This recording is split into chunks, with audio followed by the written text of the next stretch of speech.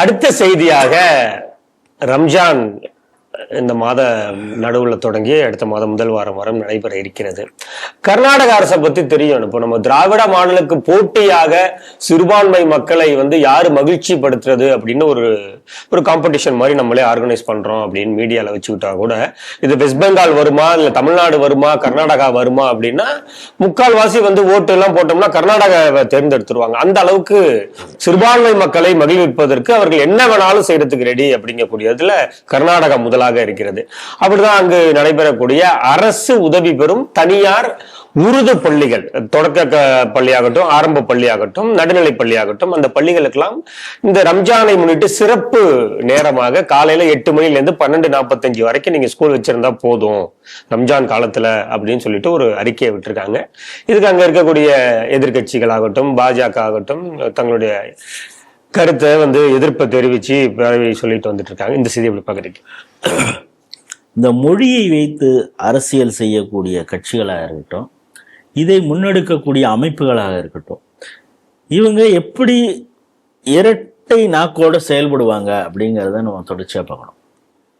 இந்த கர்நாடகாவில் எப்படி தமிழகத்தில் இந்த தமிழ் தேசியம், குறிப்பாக அந்த தமிழ் தான் எல்லாத்துலேயும் இருக்கணும், தமிழ் எல்லா விஷயத்துலையும் இருக்கணுங்கிறது இந்த இந்தியை அழிக்கிறது, சமஸ்கிருதம்ங்கிறது செத்த மொழி அப்படின்னு சொல்றது, ஒரு தமிழை தூக்கி பிடிக்கிறோம்னு சொல்லிட்டு மற்ற மொழிகளின் மீது ஒரு வன்மத்தை வெறுப்பதை கக்கக்கூடிய அந்த விஷயங்கள், இதை ஒரு பெரிய பிரச்சாரமாகவே செஞ்சுக்கிட்டு இருக்கிறத அதை ஒரு பக்கம் பார்க்குறோம். இவங்க எப்படி இரட்டை நிலைப்பாடோட இருப்பாங்கன்னு. அதே நேரத்தில் சமஸ்கிருதம் வேண்டாம், அது செத்த மொழின்னு இப்பொழுது கல்வி அமைச்சருடைய சினிமா தலைவர், ஏன்னா இவர் ரசிகர்ன்ற தலைவர், அவர் சினிமா நடிகர், அந்த சூப்பர் ஸ்டார், அந்த சூப்பர் ஸ்டாருடைய இவர் தானே அவர் கல்வி அமைச்சர். அவர் வேலூர் பக்கத்தில் ஒரு கோயிலுக்கு, வேலூர் பக்கத்தில் ஒரு ஸ்கூலுக்கு போயிட்டு அவருடைய பேரே உருதுல எழுத முயற்சி பண்ணதை நான் பார்க்குறேன். ஆனால் அவங்க இந்தியை எதிர்ப்பாங்க, சமஸ்கிருதத்தை எதிர்ப்பாங்க பார்க்குறேன். அதாவது இந்த மண்ணோடு இருக்கக்கூடிய மொழியை அவங்க எதிர்ப்பாங்க, வெளியிலேருந்து இந்த மொழியை அவங்க இது பண்ணுவாங்க. அதே போல் கர்நாடகாலையும் பார்த்தீங்கன்னா எல்லா இடத்துலையும் போர்டுலேருந்து நேம் போர்டுலேருந்து எல்லாம் கன்னடம் தான் இருக்கணும். இப்போ நீங்கள் அங்கே பஸ்ஸில் ஏறுறதே உங்களுக்கு கஷ்டமாக இருக்கும். அது யார்ட்டையாவது நீங்கள் கேட்டுட்டு எங்கே போகுது அப்படின்னு கேட்டால் தான். ஏன்னா அவங்க அதாவது வெளி மாநிலங்கள்லேருந்து வரவங்களுக்கு பிரச்சனையாக இருக்கும். ஏன்னா ஃபுல்லாக அந்த இதில் தான் போட்டு வச்சுருப்பாங்க. ஏன்னா எல்லா இடத்துலையும் கன்னடம் தான் இருக்கு, ரைட். அதில் கர்நாடகாவில் ஒரே ஒரு ப்ளஸ் என்னென்னா, அங்கே ஸ்கூல்லையும் நீங்கள் கன்னடம் படித்தே ஆகணுங்கிற ஒரு கம்பல்சரி இருக்குது. தமிழ்நாட்டில் அதுவும் கிடையாது. நீ 8th வரைக்கும் நீங்கள் 10th வரைக்கும் கூட தமிழே படிக்காமல் நீங்கள் எவ்வளோ உயர்கல்விக்கு வேணாலும் போகலாம் அப்படிங்கிறது இருக்குது. இங்கிலீஷில் தான் பேசணும், அது பேசலைன்னா ஃபைன் போடக்கூடிய அந்த ஸ்கூல்லாம் கூட இங்கே இருக்குது அப்படிங்கிறத பார்க்குறோம். ஆனால் அங்கேயும் இந்தி எதிர்ப்பு இருக்குது. நீங்கள் இந்தி இன்பொசிஷன் பண்ணுறீங்க அப்படின்னு சொல்லி எப்படி தமிழகத்தில் போராட்டம் எடுக்கிறாங்களோ அதே போல் ஃபேனட்டிக் கன்னடிகா, அங்கே எந்த ஒரு மொழியும் திணிச்சா அது அதற்கு எதிர்ப்பு தெரிவிக்கணுங்கிறது இல்லை. ஆனால் குறிப்பாக இந்த மோடி அரசு வந்த பிறகு வேணும்னே இந்த விஷயத்தை அதிகமாக அவங்க செய்கிறத பார்க்குறோம். ஏன்னா இவங்க தென்னிந்தியாக்கள் எல்லாம், கேரளா, தமிழ்நாடு, இவங்கெல்லாம் சேர்ந்து இந்தியை எதிர்க்கிறாங்களாம். அதில் நல்ல நேரம் இந்த தெலுங்கு பேசக்கூடிய அந்த 2 மாநிலங்கள்லாம் இவங்க கூட இந்த இதில் சேரலை. இந்த 3 மாநிலங்கள் மட்டும்தான் அந்த இதில் நிற்கிது. கன்னடம் தான் இருக்கணும், இங்கிலீஷ் இருக்கலாம், இந்தி இருக்கவே கூடாதுன்னு சொல்கிறேன். உருதை மட்டும் ஏன் எதுக்குற? இப்போ பள்ளிகளுக்கு தான் ரம்ஜான் இது. இது எப்படி அப்படின்னா, அந்த ஒட்டகம் அந்த குடிசைக்குள்ளார தலையை நீட்டுற அந்த இதுதான். இது ஆரம்பத்தில் உருது பள்ளிகள், அரசு உதவி பெறும் சிறுபான்மை பள்ளிகள், அங்கே இதை ஃபஸ்ட்டு ஆரம்பிக்கிறாங்க. தனியார் பள்ளிகளுக்கும் உண்டு. இப்போ அதான் தனியார் பள்ளிகளுக்கு ஆரம்பிக்கிறாங்க. இப்போ நாளை இப்போ அரசு பள்ளியை விட அதிகமாக தனியார் பள்ளி இருக்கு, அங்கேயே இது வந்துருச்சுன்னா அரசு பள்ளிகளில் கொண்டு வரதுல உங்களுக்கு என்னடா வலிக்குது அப்படின்னு இதே இஸ்லாமிய அமைப்புகள் கேட்கும் பொழுது, சரி ஃபஸ்ட்டு இப்போ இந்த டிமாண்டை நாங்கள் பூர்த்தி பண்ணுறோம், அடுத்த தடவை நீங்கள் ஓட்டு போட்டேன்னு வச்சுக்க கவர்மெண்ட் ஸ்கூலுக்கும் இதே மாதிரி நாங்கள் பண்ணிடுவோம் அப்படின்னு. இதற்கு எதிர்ப்பு தெரிவித்த, அதாவது நல்ல விஷயங்கிறதுக்காக சொல்கிறேன், இதற்கு எதிர்ப்பு தெரிவித்தவர் பாஜகவுடைய தேசிய செய்தி தொடர்பாளர் ஷஷாத் பூனாவாலா, அவர் ஒரு இஸ்லாமியர். அவர் என்ன சொல்றாரு, ஒரு மதத்திற்காக உன்னுடைய ஒரு இவ்வளவு நாள் இருந்த கல்வித்துறையில இருந்த ஒரு சட்ட திட்டத்தையே நீங்க மாத்துறீங்க அப்படின்னா, அவரு ஒரு சிம்பிளா இருக்கிறார். இப்ப எனக்கு, நான் முஸ்லீம், இப்ப எனக்கு ரம்ஜான் கொடுத்துட்டா எனக்கு சந்தோஷம், நவராத்திரிக்கு நீ இந்த மாதிரி செஞ்சியா அப்படின்னா, இந்து மாணவர்களை வேறு மாதிரியாகவும், இஸ்லாமியர்கள் ஓட்டுக்காக இஸ்லாமியர்களுக்கு நான் இதை செஞ்சேன்னு காட்டுறதுக்கு தானே நீ இதை செய்யற, அப்பனா உண்மையிலேயே மத அரசியல் செய்வது யார் அப்படின்னா அவர் காங்கிரஸை எக்ஸ்போஸ் பண்றாரு. நீங்க சொல்றது மாதிரி அங்க இருக்கக்கூடிய பாஜகவினர் எதற்கு மேல் சபை அந்த உறுப்பினர் எதிர்ப்பு தெரிவிக்கிறாரு. பல இடங்கள்லையும் எதிர்ப்பு வருகிறது. ஏற்கனவே வக்பு இடத்திற்காக இவங்க வெட்டினரி ஹாஸ்பிட்டல் இடத்தையே வந்து ரொம்ப முக்கியமான இடத்துல பெங்களூர்ல இருந்த இடத்தையே வாரி வழங்கினாங்க. அதுக்கப்புறம் அதை வந்து கேஸ் போட்டு தான் அந்த பரத்வாஜுங்கிறவர் ஒருத்தர் கேஸ் போட்டு தான் அது திரும்ப பெற்றோம்.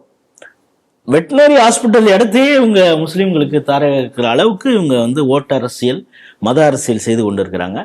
இப்போ அதன் அடுத்த கட்ட நகர்வாக இப்போ இது மாதிரி ரம்ஜானுக்காக ஒரு மாசத்துக்கு இவங்க வந்து ஸ்கூல் டைமிங்கே மாத்துறாங்க அப்படின்னா, அடுத்த முறை அரசு பள்ளியிலையும் இது பண்ணுவாங்க. சரி, இது இங்கே தானா அப்படின்னா, நம்ம இதே ஸ்ட்ரீட் டிவியில் பேசியிருக்கிறோம். நாகப்பட்டினத்தில் இந்துக்கள் தான் அதிகமாக இருக்கிறாங்க. ஒரு சில இடங்களில் பேக்கெட்ஸில் மட்டும் முஸ்லீம்கள் இருக்காங்க. ஆனால் அந்த பள்ளிகள்லாம் கூட ஈவினிங் டைம்ஸ் வந்து அவங்க மாற்றணும் அப்படின்னு சொன்னப்போ சிஓ அங்கே இருக்கிறவர் என்ன பண்ணுறாரு, சரி மாற்றலாம் அப்படிங்கிறப்ப இந்து குழந்தைகளோட பேரண்ட்ஸ் போய் முறையிடுறாங்க. இல்லை, அவர் சிஓ வந்து என்ன சொல்ற, அவரு தான் வந்து அந்த கல்வித்துறைக்கான அதிகாரி. அடுத்தது டிஓ, டிஸ்ட்ரிக்ட் எஜுகேஷன் ஆஃபீஸர் இருக்காரு, கலெக்டர் இருக்காங்க. இதுதான் மாவட்ட நிர்வாகம்.